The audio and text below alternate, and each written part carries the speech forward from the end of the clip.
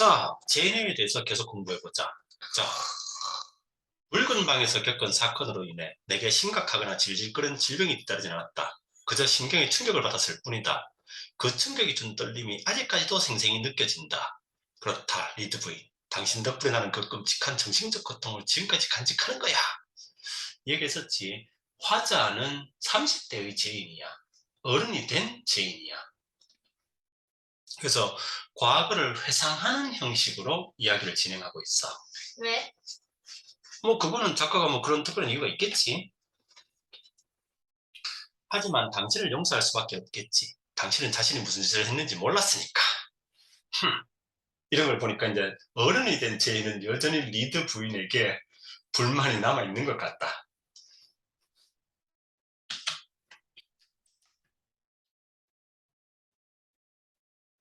이런 상황은 사실 늘 꾸중만 듣고 고맙다는 얘기도 못 들으며 잔심부름을 하던 생활에 익숙해 있던 내게는 평상시였다면 변화는 천국이나 다름없는 상황이었을 것이다. 자, 다들 이제 저 크리스마스 파티하러 가고 저 제인 혼자 남아있다.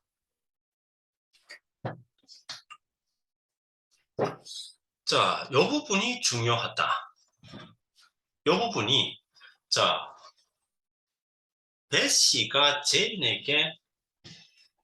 베시가 제인에게 자장가를 들려주는 건데 요 자장가에 이 소설의 주제가 담겨 있다. 한번 들어볼까? 발은 쑤시고 팔다리는 지쳤네. 길은 멀고 산은 험하네. 가엾은 고아가 가는 길 위로 달도 없이 쓸쓸히 땅거미 지네. 황야가 펼쳐지고 잿빛바위 쌓은 곳. 이 멀고 쓸쓸한 길 왜 날 보냈나? 사람들은 무정하고 정 많은 천사들만 가엾은 고아의 발걸음을 지켜보네.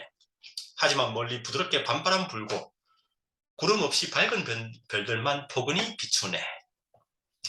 자비로운 하나님께서는 보호와 위안과 희망을 가엾은 고아에게 보여주시네. 요게 요 소설의 주제다. 즉 불쌍한 제인이란 고아를 신이 돌봐주는 게 이 소설의 주제야. 그러니까 사실은 제인이 어려울 때마다 신이 나타나서 도와준다. 그래서 이제 마지막에는 이제 답을 다 가르쳐 주면서 이렇게 해라 명령하면서 제인을 행복하게 만들어준다.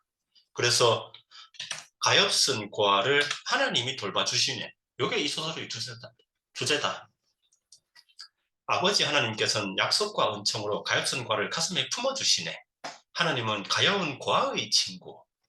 그래서 이제 베시가 들려주는 자장가인데 여기에 이 작품의 주제가 담겨 있다. 하나님이 이제 불쌍한 고아를 돌봐서 행복하게 만들어주는. 그 대신 이제 또 고아는 이제 어른들 말을 잘 듣는 착한 사람이 되지. 자, 다음날 약동상이 또 왔다. 근데 예지 누나가 이 그림 보더니만은 이 아저씨 너무 변태처럼 생겼어. 라고 하더라. 그런가? 착하게 생긴 것 같은데? 자, 착한 약종상은 다소 당황한 듯 보였다. 나는 그의 바로 앞에 서 있었다. 그가 내게 시선을 고정하고 뚫어지게 쳐다봤다. 그의 눈은 차갑고 회색빛이었다. 그리 반짝이질 않았다. 지금 생각해보면 매우 통찰력 있는 눈이라고 해야 할 것 같다. 그는 다소 우락부락하지만 착해 보이는 얼굴을 하고 있었다. 제이는 자신에게 친절하게 대해주면은 금방 와, 저 사람 잘생겼다. 저 사람 착하다. 착하게 빠져. 왜냐하면은 제이는 애정결핍에 빠져 있거든. 근데 누군가가 제인에게 관심을 주면은 제인은 금세 와, 저 사람 착하고 잘생겼다 라고 해버린다고. 그게 여기서 들어간다. 리드부인 말고 다른 친척은 없니? 모르겠어요. 외숙모에게 물어본 적이 있는데 에어라는 이름의 가난하고 비천한 친가 쪽 친척들이 혹시 있을지도 모른다고 했어요. 하지만 그들에 대해서는 전혀 아는 바가 없다고 했어요. 그 소설의 후반부에 가면은 이 그 삼촌이 제인에게 거액의 유산을 물려준다. 그 삼촌은 이제 그 자메이카에 있다. 삼촌? 음. 뭔 삼촌? 그러니까 이제 이쪽은 외삼촌이잖아. 외삼촌 외숙모잖아. 아, 아빠 쪽 형제가 나중에 제인에게 거액의 재산을 물려준다. 자,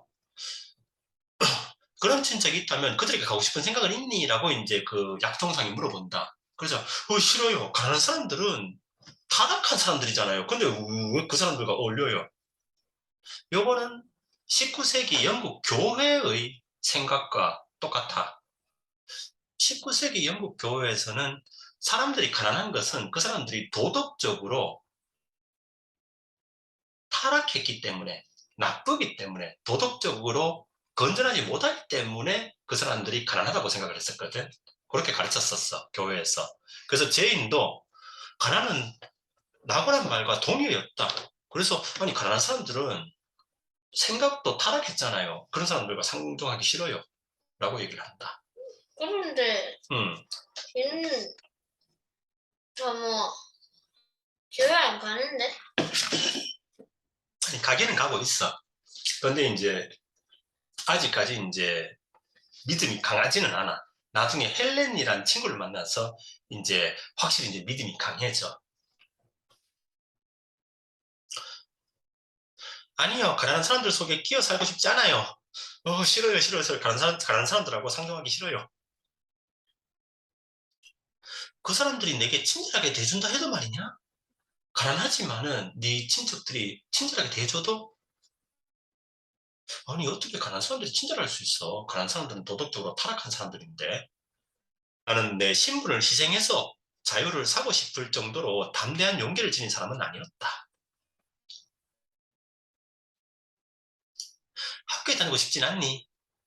학교? 그럼 학교 다니게 되면 여기를 벗어날 수 있나? 새로운 걸 배우고, 그런 데서 음. 리드 부인 돈 주겠냐고.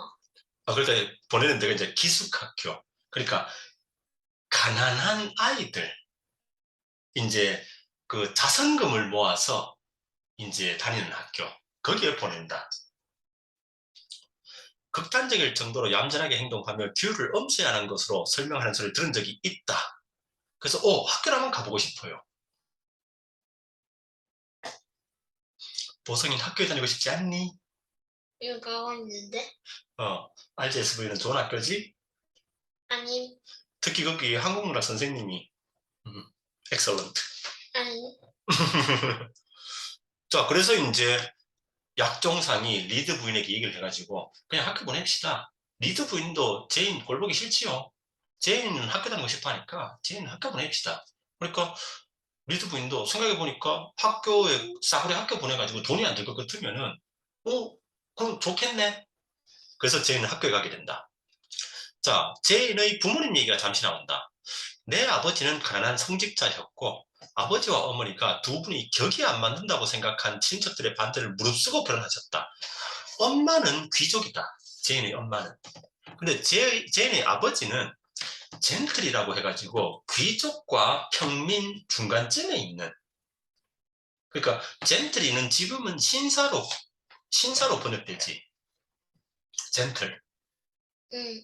그런데 이제 계급으로는 어떤 건가 하면 귀족과 평민 사이에 있는 계급이 젠틀이야. 그러니까 아버지는 귀족이 아니고 젠틀인데 엄마는 귀족이었어. 그러니까 신분이 다르잖아. 응. 근데 이제 둘이 서로 사랑해가지고 반대하는데도 결혼했어. 그래서 엄마 쪽 가족에서는 쟤는 이제 우리 식구 아니야. 그냥 인연을 끊어버렸다. 그런데 이제 그 제인이 태어나고 두 사람이 죽자 그 엄마를 불쌍하게 생각했더니 이제 외삼촌, 즉 엄마의 오빠가 제인을 이렇게 데려와서 키워줬다. 근데 자기 자식들보다 제인을 더 이뻐하는 것 같으니까 리드 숙모는 제인이 싫은 거야. 그래서 이제 큰 제조업 도시 빈민가를 가셨다가 그만 당시 유행하던 발진 티푸스 열병에 걸리셨고 엄마도 아버지로부터 전염된다. 그러니까 가난한 도시에 그 병 걸린 사람들을 치료하다가 아빠가 병에 걸린다. 그리고 아빠를 통해서 엄마도 병에 걸린다. 그렇게 두 사람이 같이 함께 사망했다. 근데 이런 걸 보면은 아빠는 어때? 제인의 아빠 좋은 사람이야? 나쁜 사람이야? 아닌데? 그렇지. 근데 나중에 제인이 자기 부모님에 대해서 어떻게 평가하는지 한번 보자고. 착하고 예쁘기만 하다면 의지할 곳 없는 그 처지를 누구나 동정했을 거예요. 이건 또 이제 저 하녀들 얘기다. 하지만 지금처럼 저토록 꼴보기 싫게 구는 아이를 진심으로 좋아할 사람은 없을 거예요. 그러니까 제 애는 이제 내가 어른들에게 반항하기 때문에 어른들이 나를 싫어한다 라고 생각한다. 그래서 제 애는 이제 커서는 이제 어른들 말을 잘 듣는 사람이 된다. 그래서 왜 이제 어른이 된 제인이 화자인가? 어른이 된 제인은 안다. 그래, 어렸을 때 내가 반항적이고 말을 안 듣고 하나님을 독실하게 안 믿어서 사람들이 날 싫어했던 거야. 그러니까 사람들 잘못이 아니라 내 잘못이야. 그게 이제 어른이 된 제인의 판단이다.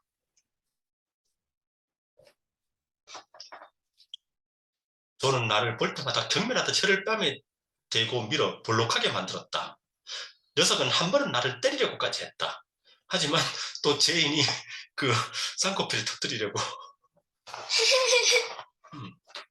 그리고 이제 한 번은 리드 부인에게 대든다. 리드 외삼촌께서 살아계셨다면 외숙모에게 뭐라고 말씀하셨을까요? 의지와 전혀 무관하게 이런 질문이 내 입에서 나왔다. 내가 통제할 수 없는 어떤 존재가 내 안에서 나와 말하는 것 같았다. 그러니까 이때의 제인은 이제 그 크리스찬이라기보다는, 그러니까 교회에 다니는 사람, 크리스찬이라기보다는 야만인에 가깝다. 그러니까 교회에 다니긴 하지만은 딱히 신에 대한 어떤 믿음은 없어. 그러면서 막 어른들에게 반항하고 이제 나쁜 아이이다. 그래서 요 시기의 반항을 어떤 당시의 남성들, 권력자들에 대한 반항으로 해석하기도 하는데, 근데 뒤쪽에 제인이 어른들 말을 잘 듣고 행복해지는 걸 고려한다면은 그냥 이때 제인이 반항하여서 불행했다. 그렇게 볼 수도 있다. 뭐라고? 리드 부인이 숨을 죽이며 낮은 목소리로 말했다. 평상시 차갑고 냉정해 보이던 그녀의 회색 눈이 공포 비슷한 눈빛으로 흔들리고 있었다. 내 팔에서 손을 떼며 그녀는 내가 대체 어린아이인지 악마인지 모르겠다는 듯 나를 뚫어지게 쳐다보았다. 그녀는 나를 잡고 호되게 흔들어댔고 양뺨을 세차게 갈겼다.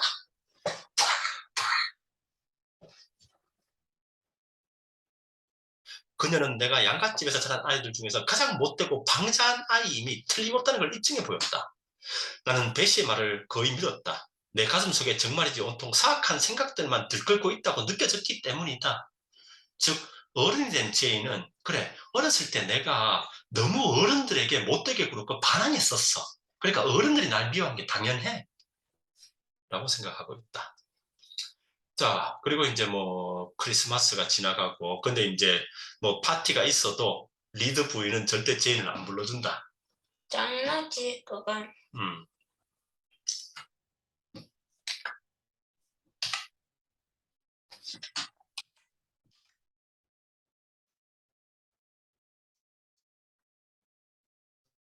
나는 늘 침대 쪽에 인형을 함께 갖고 들어갔다. 인간이란 본래 반드시 누군가를 사랑해야만 하는 존재다. 그런 사랑을 베풀 만한 보다 가치 있는 대상이 없던 나로서는 작은 허수아비처럼 색바래고 남루해진 조각 인형을 그저 사랑하고 아끼는 데서 즐거움을 찾으려고 애를 쓸 뿐이었다. 즉 제인이 얼마나 다른 사람들의 관심과 사랑을 원하고 있는지를 여기서 알 수 있다. 제인은 사랑받고 싶다. 관심받고 싶다. 내가 다 먹으면 침대볼을 내 몸에 덮어주면서 두 차례 입맞춤을 해주고 잘 자요 제인 아가씨라고 말해주었다. 그렇게 따뜻하게 대해줄 때면 배시는 세상에서 가장 착하고 예쁘고 친절한 사람 같았다. 자, 누군가가 제인에게 친절하게 대해주면 어떤 현상이 일어난다? 착하고. 예쁘고 세상에서 가장 예쁘고. 여기서도 그렇다. 친절한 말 한마디 해주니까 그 순간에 배시는 세상에서 가장 예쁘고 친절한 것 같았다. 자, 그리고 어느 날 브로클 호스트시라는 사람이 나타난다. 이 사람은 이제 제인이 가게 될 학교의 이제 소유주다. 버릇없는 아이의 모습처럼 내 마음을 아프게 하는 건 없단다. 그가 말을 시작했다. 특히 버릇없는 여자아이가 그렇지. 너 버릇없는 못된 자들이 죽은 후 어디로 가는지 아니? 지옥으로 갑니다. 그러면 시편도 좋아하면 좋겠는데 시편은 재미없어요. 내가 말했다. 그게 바로 내가 나쁜 마음을 지었다는 증거야. 그런 마음을 변화시키기 위해서는 하나님께 기도해야 한다. 새롭고 깨끗한 마음을 주시고 돌처럼 굳은 내 마음을 가져가시고 성정이 깃든 마음을 주십사 하고 말이야. 이거 하나님 믿어야 돼. 그런데 그것도 개인의 자유야. 그러니까 종교를 위해서 인간이 있는 게 아니라 인간을 위해서 종교가 있는 거야. 그리고 옆에서 이제 리드 부인이 한마디 거둔다. 쟤는 거짓말쟁이고 입만 떼면 거짓말이고 쟤는 안에 악마가 들어있고 그녀에게 아무리 조심스럽게 복종을 하고 그녀를 기쁘게 하기 위해서 아무리 열심히 노력해도 그 노력은 늘 거절당했고 그 보답은 방금 전과 같은 바람뿐이었다. 즉 이게 무슨 뜻인가 하면은 제이는 처음에는 리드 부인을 기쁘게 해주기 위해서 막 노력을 했다. 그런데 아무리 제인이 노력을 해도 리드 부인은 제인을 미워한다.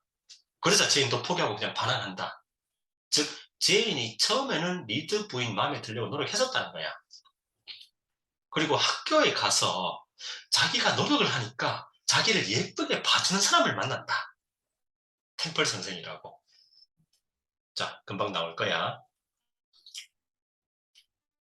정확하게 표현할 수는 없었지만 앞으로 내가 걸어갈 새로운 길 위로 그녀가 혐오감과 불친절의 씨앗들을 뿌려대고 있다고 느꼈다. 나는 브로커트 허스트 씨의 눈에 내 모습이 교활하고 해로운 아이의 모습으로 바뀌어 인식되고 있다는 사실을 알아차렸다.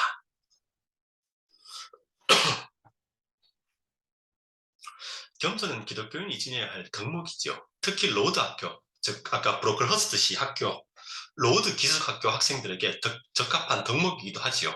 좋습니다. 이 학생을 우리 학교의 학생으로 받아들이겠습니다.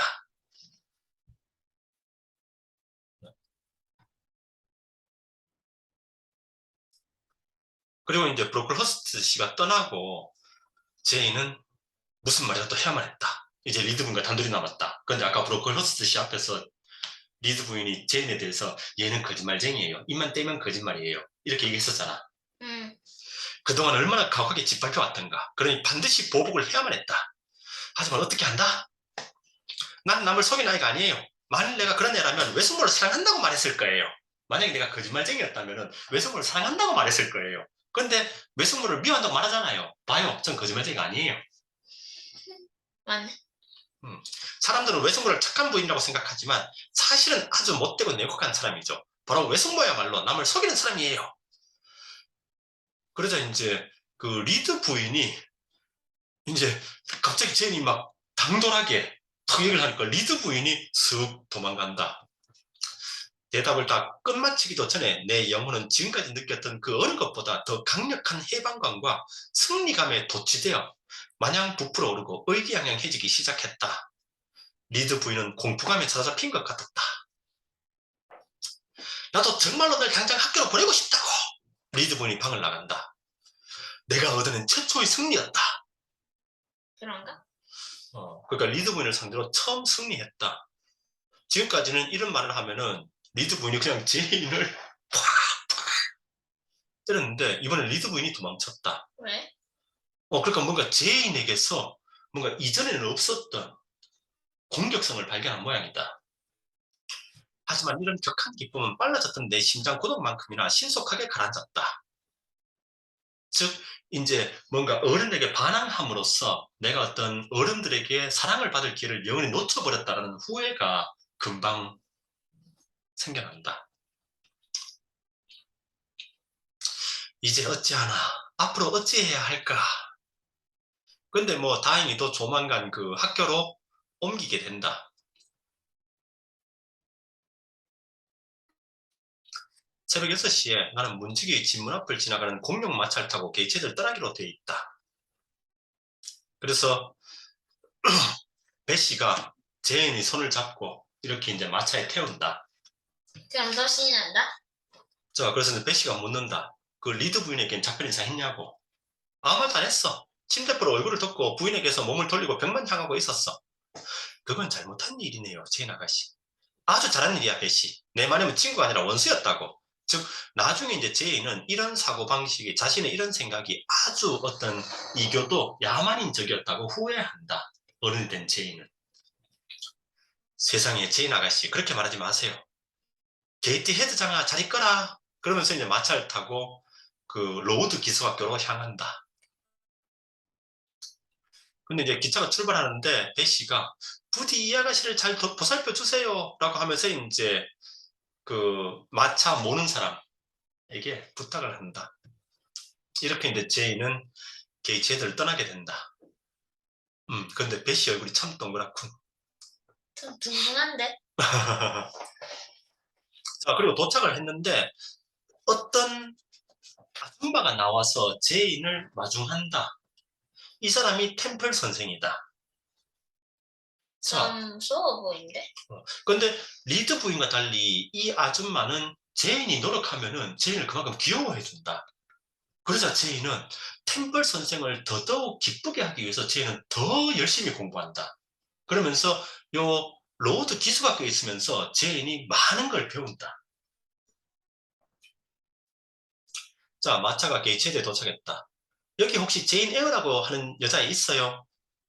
저예요. 그래서 내렸다. 자, 그래서 학교에 이제 도착하자 앞으로 착한 학생이 되길 바란다. 자, 지금까지 어른들이 몇 번 얘기했지, 제인한테? 착한 애가더라고. 5번 이상? 대충 한 5번 이상 얘기했었지. 응. 어. 다섯, 그래서 갔는데 여기는 이제 그 사람들의 이제 기부로 운영되는 학교라 가지고 아주 가난하다. 그래서 이제 뭐 시설이 형편없다. 먹는 것도 그렇고. 보성이 우리 학교 점심 그 정도면은 아주 훌륭한 거야. 보성이 나중에 군대 가봐. 자, 아주 초라한 옷을 입고 이제 아이들이 뭐 백 몇십 명 정도 있는데 아이들이 모두들 초라한 옷을 입고 쓰레기 같은 음식을 먹으면서 살고 있다. 반장들 가서 저녁 식사 쟁반을 들고 와. 키 큰 여학생들이 나갔고 이내 각자 쟁반 하나씩을 들고 들어왔다. 뭔지 모르는 음식물이 쟁반 위에 가지런히 놓여 있었고 쟁반 한가운데는 물춘자와 원통형 머그잔이 하나가 놓여 있었다. 음식물이 돌아가며 배급되었다. 어쨌든 나는 그제야 나눴던 음식물이 여러 조각으로 나누어진 얇은 귀리 케이크란 걸 알았다. 자, 그리고 이제 다음날 아침이 되었다. 다시 눈을 떴을 때 시끄럽게 종이 울려대고 있었다. 근데 이제 세수를 하려고 보니까 물이 얼었다. 결국 이제 세수를 못했다. 드디어 수업이 시작되었다. 1일 기도문이 암송되고 성경의 몇몇 구절들이 낭송되었다. 그리고 뒤이어 성경의 몇몇 장들이 느리게 낭송되었다. 왠지 해리포터도 수업 같은데. 거기는 비교가 안 돼. 거기는 누구나 가고 싶어 하잖아. 여기는 누구나 가기 싫어하는 곳이야.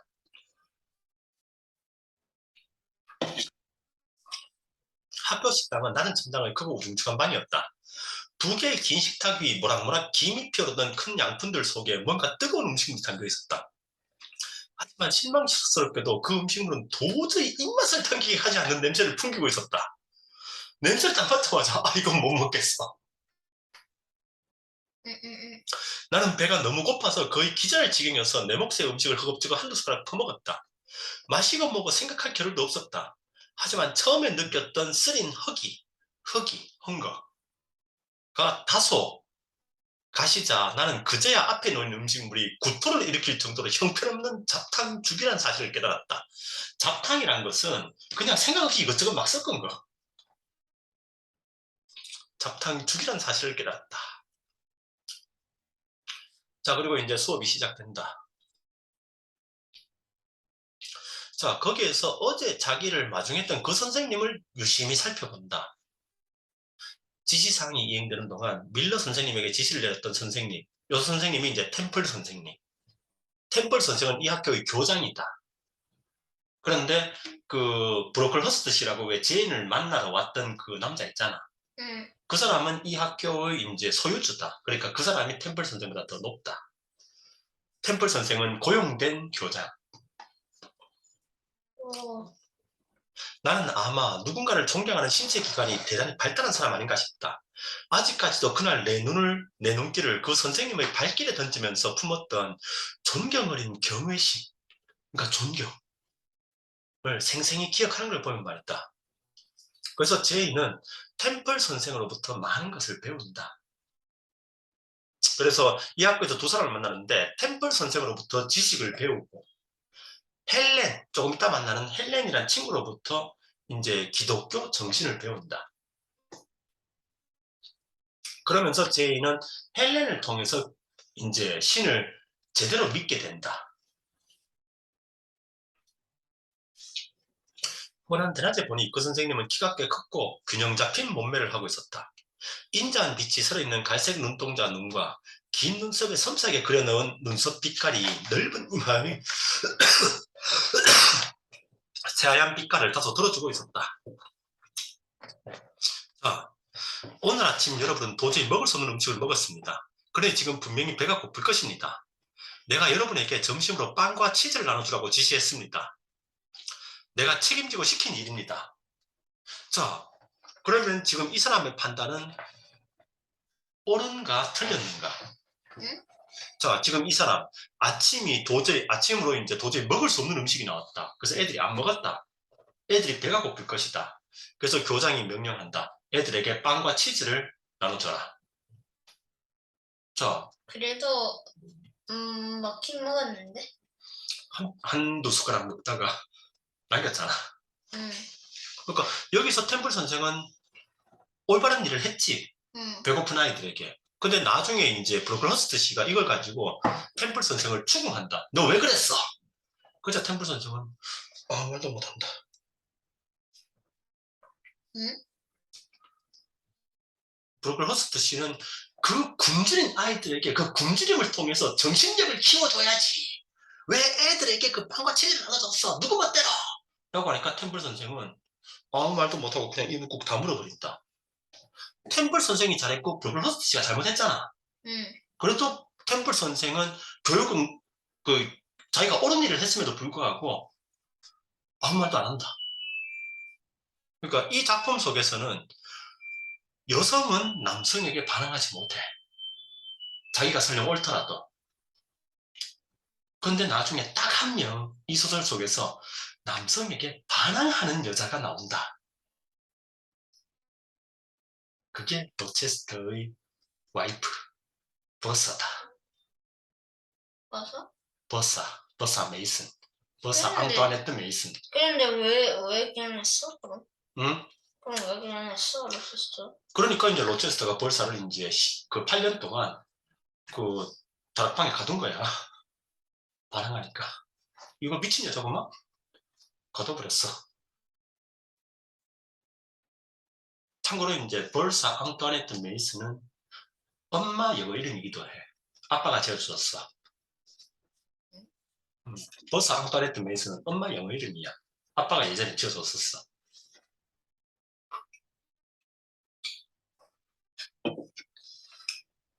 자, 그리고 헬렌이란 아이를 만난다. 제이는 여기서도 헬렌이란 저 아이 뭔가 다른 애들과 다르다. 그걸 딱 간파하고 헬렌과 친해진다. 왜? 헬렌은 독실한 크리스찬이다. 아주 신앙심이 깊은 크리스찬이다. 그래서 헬렌은 제인에게 이제 성경을 가르쳐준다. 자, 거기서 첫날에 제인은 매서운 추위와 충족되지 않는 헝거를 견디면서 막 웅크리고 잠을 잔다. 배고파, 추워. 이런 환경이다. 더운데? 어? 더운데? 절로 보내줄까? 어. 정말? 응. 어쩌나. 그래, 저기는 여학생들만 다니는 학교다. 자, 어느 날 헬렌이 이제 혼자서 그 책을 읽고 있다. 제이는 가서 무슨 내용이니? 물어본다. 그렇다면 이 건물은 우리에게 빵과 치즈를 먹게 해주겠다고 말씀하신 그 시계를 차고 계셨던 숙녀분 소유가 아니란 소리네? 템플 선생님? 아니야, 절대 아니야. 그랬으면 얼마나 좋겠니? 그분은 브로클 허스트 씨에게 자신이 한 일을 보고해야 하는 분이야. 즉, 브로클 허스트 씨가 템플 선생님 위에 있어. 브로클 허스트 씨가 우리가 먹을 모든 음식물과 옷을 구입하는 책임자야. 즉, 이 학교의 소유주야. 얘네도 내가 이 학교 세운 사람? 그래서 이제 저 사람들에게 저 불쌍한 저 아이들 도와주세요 이렇게 이제 돈을 모아가지고 그거는 이제 학교를 운영하고 있어. 나는 그래서 이 혼합 음식이 불량 감자와 종류를 알 수 없는 썩은 고기 조각들로 만들어졌다는 걸 알았다. 썩은? 썩은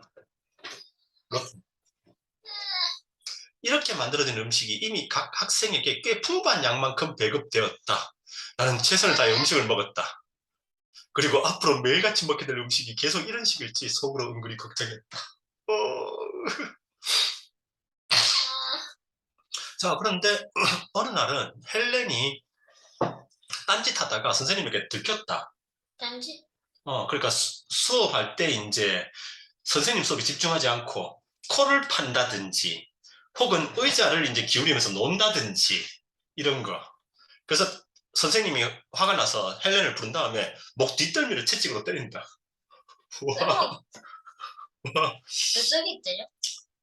그러게. 근데 하여튼 간에, 좋은 학교인 것 같다. 교육에서 체벌은 필요해. 아빠는 그렇게 생각해. 자, 그리고 이제 또 식사 시간이 왔다. 나는 내 몫의 빵과 커피를 허겁지겁 맛있게 먹었다. 하지만 좀 더 양이 많았더라면 기뻤을 것이다. 나는 여전히 배가 고팠다. 하여튼 이곳은 춥고 배고프다. 자, 또 번스가 또 수업 중에 딴 생각하다 걸렸다. 선생님이 채찍 가져오라고 한다. 번스는 공손하고 예의 바르게 이 불길한 도구를 스케쳐드 선생님에게 내밀었다. 스케쳐드 선생님이 회초를 들어서 이제 번스의 목 부위를 10여 차례 세차게 때렸다. 번스의 눈엔 눈물 한 방울 맺히지 않았다. 번스의 생각은 어른들이 때리면은 그냥 그걸 참고 견디면서 맞는 거야. 저항하는 거는 크리스찬이 아니야. 이런 생각을 가지고 있다. 매질 장면을 보고 있자니 아무 소용도 없고 무기력하기만 한 분노가 치솟아 올라 손가락이 너무 떨려 나는 바느질을 멈추었다. 하지만 그 선생님, 스케쳐드 선생님이 내게 너무 모질게 구는 거 아니야? 모질다고? 전혀. 엄하신 거지. 내 결점을 싫어하시는 거고. 내가 만약 네 처지라면 그 선생님이 싫을 거야. 반항도 할 거고. 만약 아까 그런 매로 나를 때리면 그걸 그녀의 손에서 빼앗아 버릴 거야. 그리고 그녀의 면전에서 그 눈앞에서 얼굴 앞에서 분질러 버릴 거야. 그런가? 그런데 여기에서 헬렌이 얘기한다. 너의 사고방식은 야만인이나 이교도들, 그러니까 교회 안 다니는 사람들이나 하는 거야. 크리스찬은 그렇게 생각하면 안 돼. 크리스찬은 어른이 때리면은 얌전히 맞는 거야. 그리고 이제 제이는 헬렌으로부터 그런 이제 태도를 배운다. 너 자신 말고 누구도 느끼지 못하는 아픔이 있다면 인내심을 갖고 견디는 게 훨씬 잘하는 일이야. 성급한 행동을 하는 것보다 말이야. 성급한 행동을 하면 그 악영향이 너와 관련된 모든 사람들에게 누를 끼치는 법이거든. 얘가 이때 대충 한 12살쯤 될 건데, 아니, 제인이 12살이니, 제인이 10살, 얘가 12살쯤 됐겠구나. 보성이 몇 살? 13살인데? 근데 왜 헬렌이 제인보다, 보성이보다 훨씬 어른스럽지? 자, 오늘 여기까지만 하자. 하지만 매질을 당하고 사람들이 같이 교실 한가운데서 서 있으라는 벌을 받는 건 수치스러운 일 같아. 게다가 넌 이미 다 큰 여학생이잖아. 나는 너보다 훨씬 어린데도 그런 일을 못 참았을 거야. 하지만 피할 길이 없다면 참는 게 내 의무일 거야. 어쩔 수 없이 참는 게 내 운명인 일을 난 못 참아 라고 말한다면 그건 나약하고 어리석은 짓이야. 넌 나약하고 어리석고 이제 야만인이야. 그러니까 넌 그런 생각을 하는 거야. 크리스찬은 그런 생각하면 안 돼. 헬렌이 그렇게 가르친다. 자, 오늘은 여기까지.